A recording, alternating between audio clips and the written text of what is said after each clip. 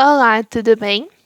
Para essa questão, nós queremos saber sobre o sentido de corrente elétrica que será induzida em cada uma dessas espiras A, B e C quando elas passam pela situação da figura 2, que é o que a gente tem aqui, né? Então, a primeira coisa que a gente precisa lembrar dessa questão é sobre o fluxo magnético. Haverá corrente induzida, assim como força eletromotriz induzida, qualquer coisa que seja referente à indução vai existir apenas quando houver variação do fluxo magnético sobre essa espira. Você lembra como que é o fluxo magnético? O fluxo magnético é o campo magnético, o B, vezes a área dessa espira, vezes o cosseno do ângulo formado entre a normal das linhas de campo e a espira. Ou seja, né, simplificando, para que haja variação do fluxo magnético, para que o valor do fluxo magnético esteja mudando, existem algumas possibilidades.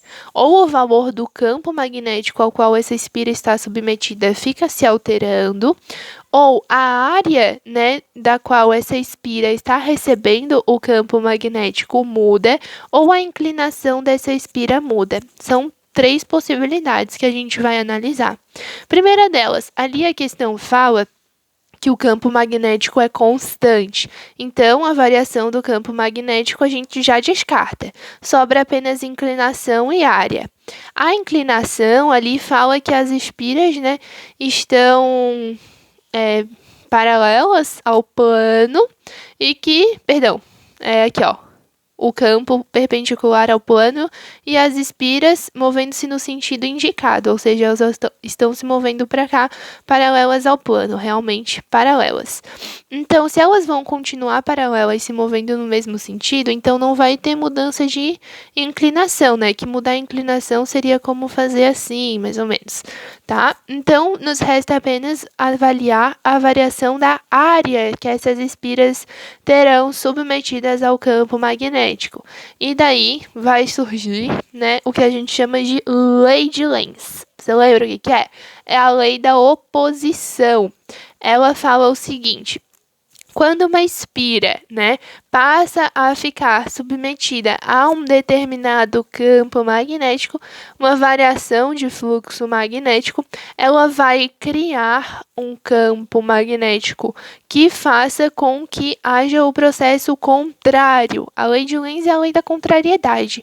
Como assim? Por exemplo, essa espira A, ela vai estar entrando no plano e vai haver variação do fluxo magnético, porque a área dela, né, no momento que ela está entrando, vai aumentando cada vez mais. Ela vai tendo uma área cada vez maior submetida ao campo magnético. Então, se ela está entrando, vai surgir uma corrente elétrica na espira A, de modo que seja induzido um campo magnético que seja contrário à vinda dela para cá, né? Que ele faça a repulsão da espira A. Como assim? Eu vou ter que criar um polo contrário, de forma que o campo que está sendo exercido seja neutralizado. Como assim?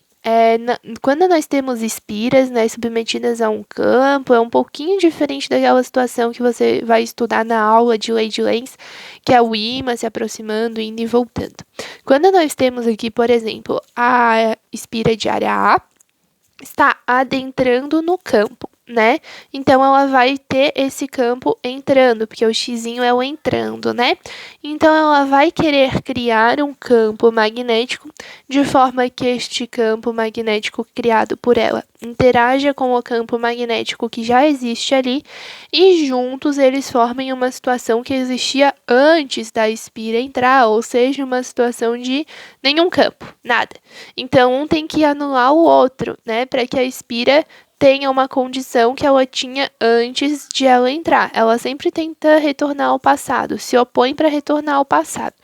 Então, assim, se eu tenho um campo entrando, eu vou querer criar um campo saindo para que o campo para cá se anule com o campo para cá, né? Sentidos opostos, um tá para cá e o outro tá para cá. A gente faz a soma vetorial, eles acabam se anulando, né?